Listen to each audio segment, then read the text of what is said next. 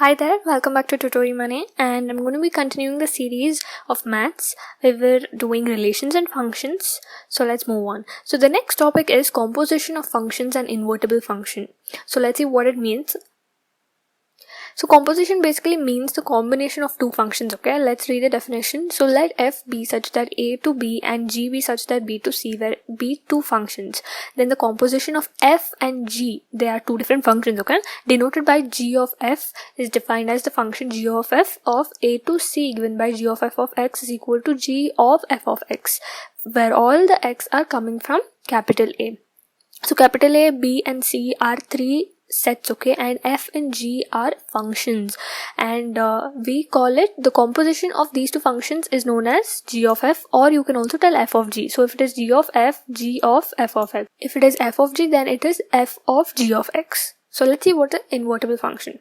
A function f such that x to y is defined to be invertible if there exists a function g such that y to x such that g of f is ix and f of g is equal to iy. The function g is called the inverse of f and is denoted by f inverse. Thus f is invertible, then f must be 1, 1 and odd 2. So for example, let's just imagine you have a function f and you have a function g, alright? And then when you find g of f and f of g, you get ix and iy. Means what?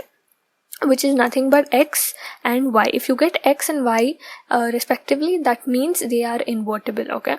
And inverse of f exists and it is denoted by f inverse. So g is equal to f inverse, something like that, and also vice versa is possible. And also if the functions are 1, 1 and on 2, that means inverse exists. And if they're already telling that inverse is there, then that means it's understood that it is 1, 1 and on 2. So let's move on. So once we start solving problems, it's very easy. You will understand it very easily.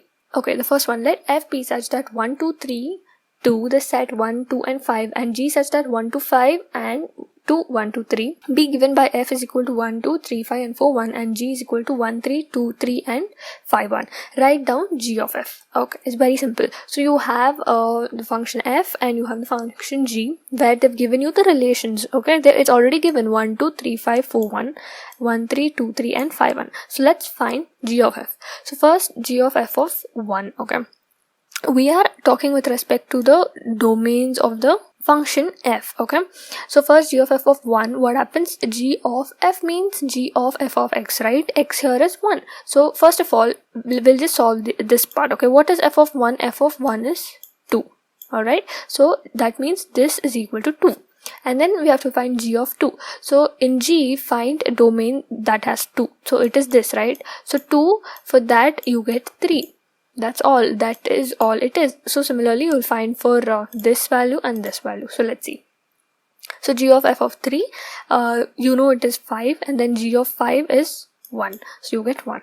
Next one, you will find it for 4, and f of 4 is 1, and g of 1 is 3. That is all. That is all they're asking here. It is very, very simple.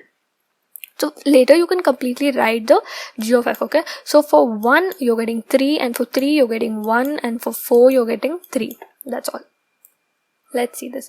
Let f, g and h be functions from R to R. Show that f plus g of h is equal to f of h plus g of h, and f into g of h is equal to f of h into g of h. So it's like proving linearity property, okay? So let's see. So let's take the left hand side of the first case, okay? So we'll take this and we'll prove the right hand side. So you have f plus g of h, and we have taken of x, because we always have to have a value, right? You're doing it for a function. So let's take x, and then when you of h of x means this doesn't make sense when you're trying to prove. So we're just taking of the o, that means it's h of x. So this into this, it's going to get multiplied separately. So f of h of x plus g of h of x, okay? And this means what? In simple words, we were writing f of g of x as f of g. So similarly, you'll get f of h of x, g of h of x, and then take x common, and you'll be left with this. And imagine this and this x is getting cancelled out because this is left hand side and right hand side. So you'll be left with f of h plus g of h, that is your right hand side. So let's go to the next one. So we'll take the left hand side again, that is f into g of h, again of x, that means it's h of x. So now again split it. You'll get f of h of x into g of h of x, and that means f of h of x and g of h of x. You just again take x common, x will get cancelled, you'll be left with the right hand side. Simple as that.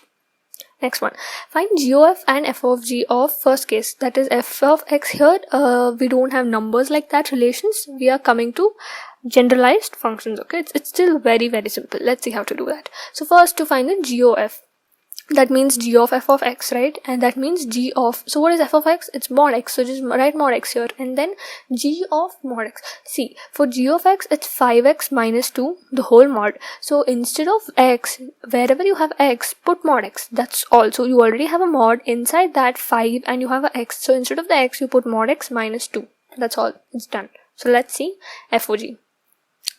And that is f of g of x, and f of, write down what is g of x, that is mod of 5x minus 2 is equal to, and wherever you had x and f of x, put g of x. Okay, that means you already have a mod, right? So mod of 5x minus 2. When you have double mod, you don't have to represent it twice, you just have to represent it once, because mod means it's just keeping the values on the positive side, so keeping double mod does not make any sense or any difference.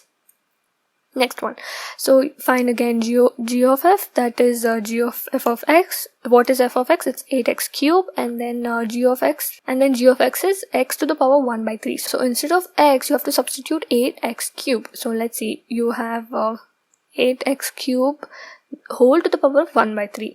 What happens here? You cannot cancel 3 because you have 8. The bracket is for 8 as well. So first of all, see if you can make it in terms of cube. Okay, 2 cube is 8, right? So yes, you can do that way. So write it as 2. That time you can take a cube outside, and cube in 3 and 3 will get cancelled then, and then you'll be left with 2x. So let's see f of g. So f of g is nothing but f of g of x, and f of g of x is x to the power 1 by 3, and instead of wherever you have x, put x to the power 1 by 3. So you have 8 already, write down 8. Instead of x, put x to the power 1 by 3. You have x cube here, that means x whole cube. Okay, here what happens? 3 and 3 gets cancelled because it, because the brackets are only for x, so you will have 8x. That's all. Okay, next one. If f of x is equal to 4x plus 3 divided by 6x minus 4, where x is not equal to 2 by 3, show that f of x is equal to x for all x not equal to 2 by 3. What is the inverse of f? Okay, let's see. Okay, they're telling us to find f of x, right? So that means f of x again. So inside f of x, wherever you have x, you're supposed to put this whole thing. Are you able to understand me? Because what happens is, here inside f of x, you have nothing but 4x plus 3 divided by 6x minus 4, because that is your complete f of x. So now inside this function, wherever you have x, you're going to substitute this whole thing. Okay, so don't get confused. You have 4 into x, so 4 into the whole thing plus 3, and you have 6 into the whole function minus 4. This is very simple. You can just multiply, subtract, and simplify. It's very easy. You get 34x by 34 and you get x. Okay, try it out. Next, so what happens? They asked us to prove it is x, and we did prove it is x. They're asking to find the inverse of f. Therefore f of x is x for the given condition, and f of f is equal to I or 1.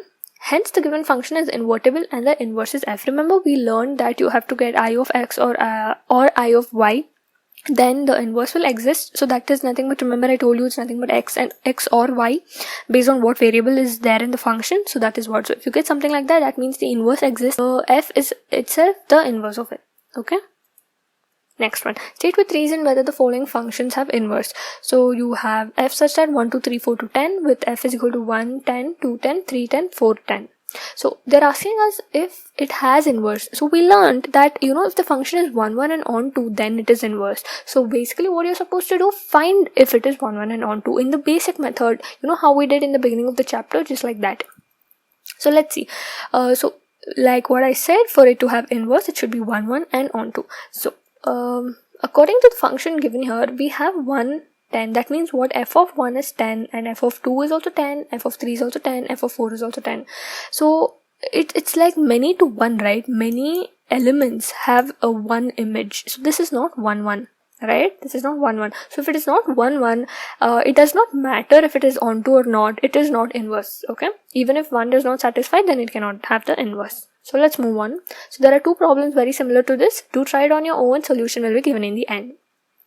Next one, show that f such that -1 to 1 to r. So this is your domain and r is your, this is your domain and r is your codomain, given by f of x is equal to x by x plus 2 is 1 1. Find the inverse of the following function f such that -1 to 1 to range f. Hint, y belonging to range f. Y is equal to f of x for some x in -1 to 1, that is f of x is equal to 2 by y 1 minus. Okay, don't worry about this. Let's see what they're asking. Okay, so let's check for it to be, is it 1 1? Okay, they asked us directly in the question, so just substitute f of x is equal to f of y, you know, normal way, and then x is equal to y here, so it is 1 1. Okay, let's move on. So for on to, that is y must be equal to x plus y is equal to x by x plus 2. Means what? For onto, we know f of x must be equal to y, right? So this is your f of x and that is equal to y. So through this, extract y, okay?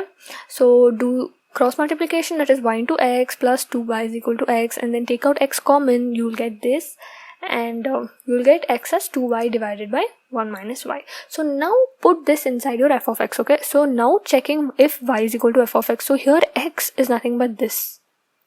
So let's see. So f of this, okay, what did you have? You had x divided by x plus 2, the original function, okay? Don't look at this function, look at the original function. This is the value you're going to put now, okay?